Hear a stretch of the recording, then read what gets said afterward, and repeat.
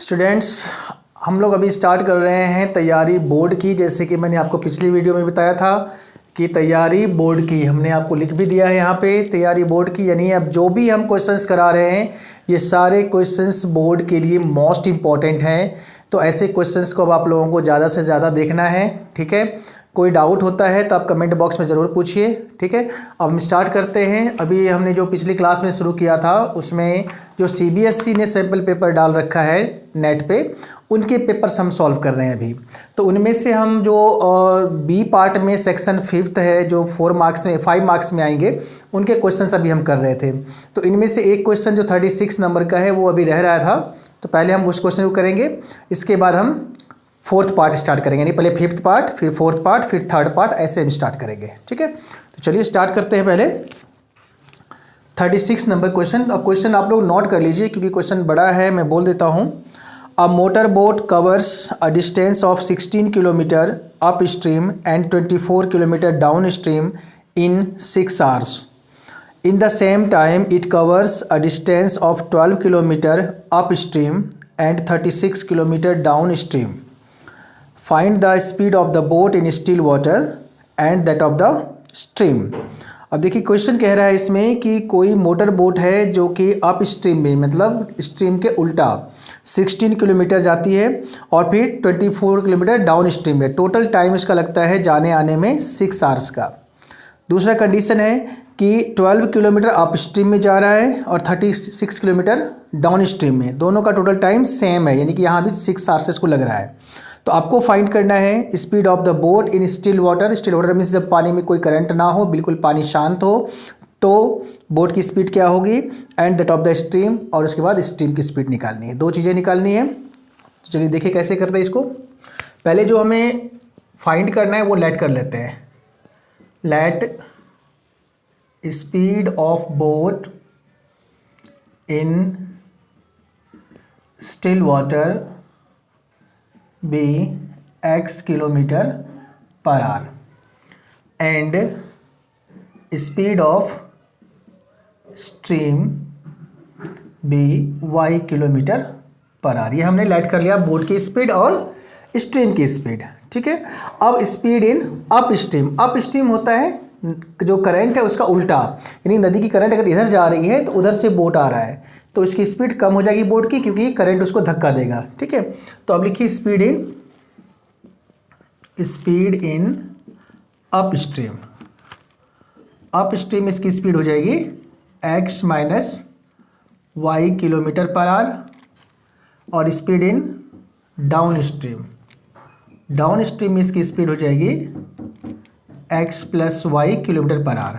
क्योंकि downstream में जो होगा वो उसकी स्पीड बढ़ जाएगी, क्योंकि जिधर से करंट जा रही है उधर ही बोट भी जा रहा है, तो करंट भी उसको धक्का दे रहा है और बोट की खुद की स्पीड भी है, तो स्पीड उसकी बढ़ जाएगी। तो हमेशा याद रखना है आपको कि डाउन स्ट्रीम में स्पीड दोनों की प्लस हो जाएगी और अप स्ट्रीम में दोनों की स्पीड माइनस हो जाएगी।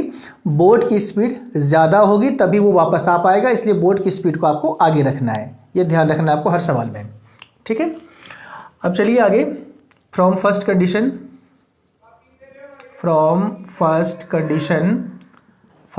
में कह रहा है कि 16 किलोमीटर अप स्ट्रीम, तो 16 किलोमीटर डिस्टेंस हो गया इसका, और अप स्ट्रीम में स्पीड हो गई x minus y, plus 24 kilometer downstream. 24 kilometer के डाउन स्ट्रीम में इसमें टोटल टाइम लग रहा है 6 hours का। अब देखिए 16 किलोमीटर आपका डिस्टेंस है और अप स्ट्रीम का जो स्पीड है वो x माइनस वाई है, तो डिस्टेंस अपॉन स्पीड किया तो क्या बन गया, टाइम। यहाँ भी आपका डिस्टेंस है और ये स्पीड है तो ये टाइम बन गया। तो time plus time equal to total time, यानी कि जो इक्वेशन हमने बनाया है वो टाइम का बनाया है।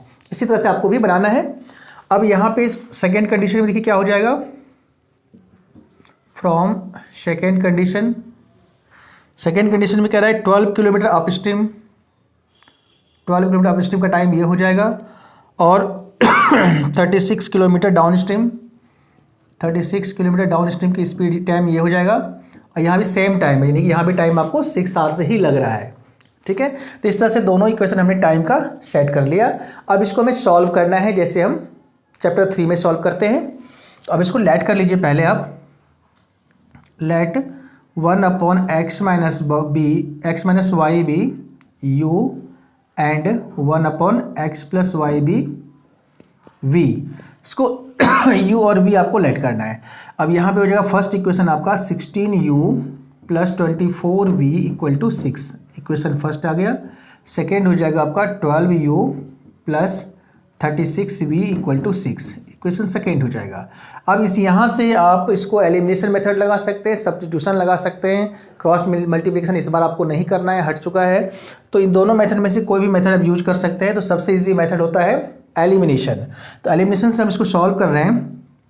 तो देखिए हम u को अगर इक्वल करना चाहें तो क्या हो जाएगा, 16 3 जा 48, इसको 3 से करिए आप, 48 हो जाएगा। और 12 4 जा 48, इसको 4 से करते हैं, यानी u को हम इक्वल करना है तो 16 को 3 से मल्टीप्लाई कर देंगे 48, और 12 को 4 से मल्टीप्लाई कर देंगे तो 48, दोनों कैंसिल हो जाएगा। अब इसे मल्टीप्लाई करिए, 16 3 जा 48u + 24 3 जा 72v = 18, और फिर 4 से मल्टीप्लाई करना है दोनों को, तो ये हो जाएगा 4 से, 12 4 जा 48u + 36 4 जा 144v 6 4 जा 24। अब ये दोनों ही सेम टर्म है, इसमें आगे माइनस प्लस का टर्म है तो क्या करेंगे, सब्ट्रैक्ट करिए इसको, ये कैंसिल हो गया। अब 72 में 144 को जब माइनस करोगे तो क्या हो जाएगा, -72v 18 - 24 -6, तो v की जो वैल्यू है वो हो जाएगी -6/-72, कैंसिल हो जाएगा ये 1/12। अब v की वैल्यू हमने फाइंड कर लिया 1/12। अब इस v की वैल्यू को हम इक्वेशन 1 या 2 किसी में पुट करेंगे तो u की वैल्यू मिल जाएगी। तो अब यहाँ लिखिए आप, पुटिंग वैल्यू ऑफ v,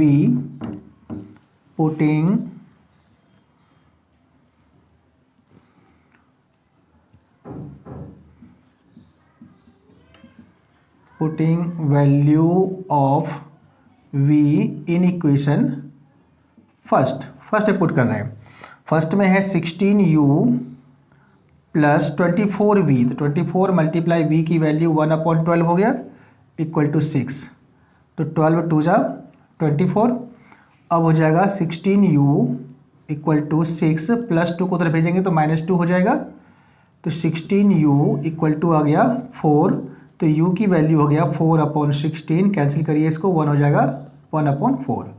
अब यहाँ से में u और v दोनों की वैल्यू मिल चुकी है, लेकिन हमें फाइंड क्या करना है, speed of boat in still water and speed of steam, यानी एक्स वाई फाइंड करना है। तो अब हमने जो लेट किया था u v, वहाँ पे हम इसकी वैल्यू को पुट कर देंगे तो एक्स वाई का फिर से एक इक्वेशन बनेगा, तो उस पर फिर हमारा आपका आंसर आ जाएगा।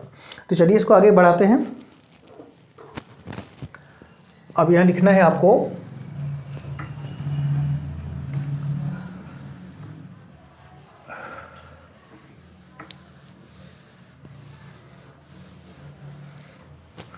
अब देखिए यहाँ पे जो हमारे पास v की वैल्यू है, अब यहाँ लिखना है आपको पुटिंग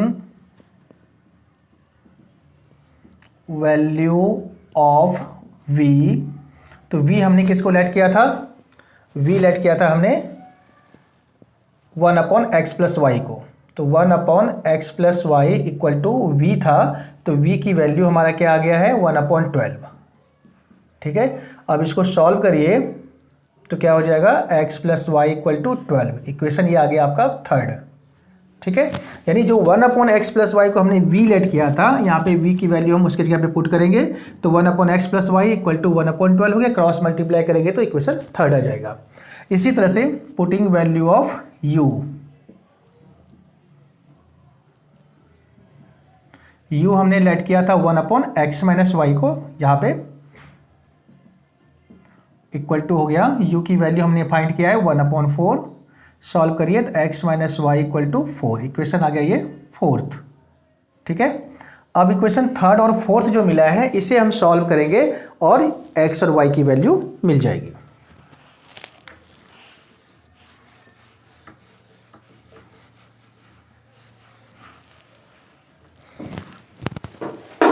अब यह देखिए, from third and fourth, from equation third and fourth, third हो गया x+y = 12, फोर्थ हो गया x-y = 4। अब यहाँ पे y y प्लस माइनस में है तो ऐड कर दीजिए, कैंसिल हो गया ये दोनों, x plus x 2x equal to हो गया यहाँ पे 16, तो x की वैल्यू हो गया 16/2, कट के आ गया ये 8, x की वैल्यू यहाँ पे 8 आ गई है। ठीक है, अब x की वैल्यू को हम इक्वेशन थर्ड में या फोर्थ में किसी में भी पुट कर लें तो y की आ जाएगी। तो अब यहाँ लिखिए putting value of x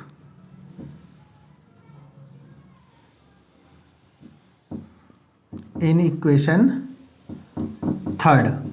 third equation है आपका x plus y equal to 12, तो x हो गया आपका 8 प्लस वाई इक्वल टू 12, तो y की वैल्यू आ गया 12 माइनस 8 यानी 4। x और y की वैल्यू आ चुकी है। अब x और y हमने लेट किसको किया था, लास्ट में आपको लिखना पड़ेगा कि x और y किसकी वैल्यू आई है। तो अब देखिए शुरू में हमने लेट किया था x जो है वो speed of boat in still water, तो यहाँ लिखिए so speed of boat in still water, ये आ गया 8 किलोमीटर पर आवर, एक आंसर। और स्पीड ऑफ स्ट्रीम को हमने y लेट किया था और y आ चुका है आपका 4, तो स्पीड ऑफ स्ट्रीम आ गया 4 किलोमीटर पर आवर, ये इसका आंसर आ गया। ठीक है, तो इस तरह के सवाल आपने बुक में किया है। ठीक है, तो बुक के अकॉर्डिंग ही आपको करना है। क्वेश्चन से थोड़े से चेंज हो सकते, क्वेश्चन तो सेम रहते हैं, नंबर्स चेंज होते हैं, तो नंबर्स आपको चेंज करना है, बाकी सिस्टम सारा वही रहेगा। ठीक है, तो इस तरह से जो आपका क्वेश्चन था सेक्शन आपका 5th का वो सारा ओवर हो गया है। 36 क्वेश्चंस आपके पेपर में रहेंगे और 5 नंबर्स के ही रहेंगे, तो 5 नंबर में ये आएगा। तो ये हो चुका है फिनिश। अब हम स्टार्ट करते हैं इसके बाद सेक्शन 4th।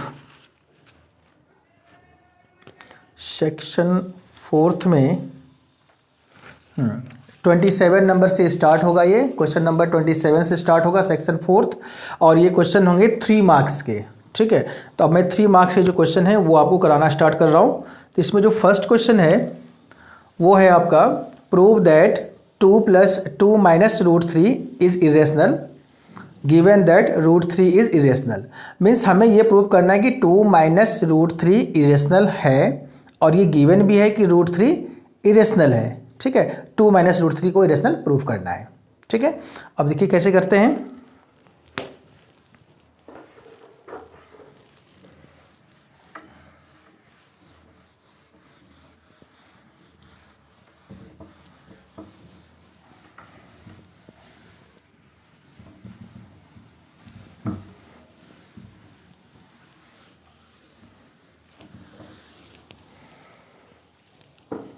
चलिए क्वेश्चन नंबर 27, ये है आपका section 4th।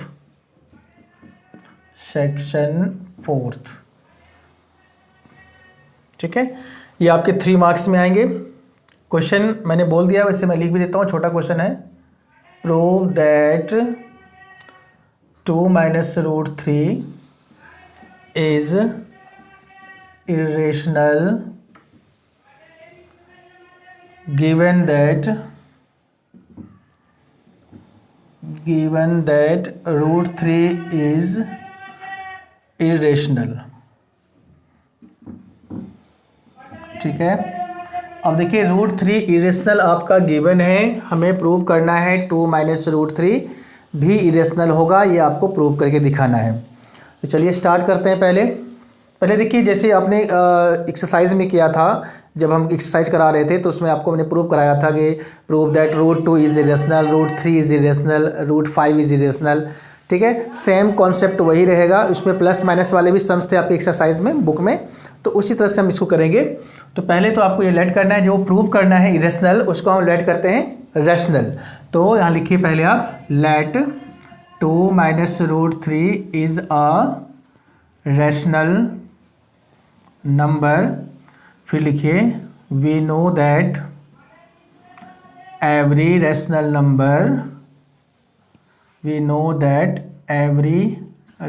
Number can be written as P/Q where Q is not equal to 0, जहाँ पे कि Q की वैल्यू 0 नहीं होगी, ये आपको ध्यान रखना है। ठीक है, तो 2 माइनस रूट 3 को हमने रेशनल लेट किया तो ये P अपॉन Q के फॉर्म में आएगा। तो P अपॉन Q के फॉर्म में हमने इसको लिख दिया। अब क्या करेंगे हम, P अपॉन Q को इधर कर लें तो क्या हो जाएगा, 2 minus P upon Q is equal to root 3। ठीक है, क्योंकि ये प्लस में है, देखिए माइनस में हो गया, जो माइनस में था वो प्लस में चला गया।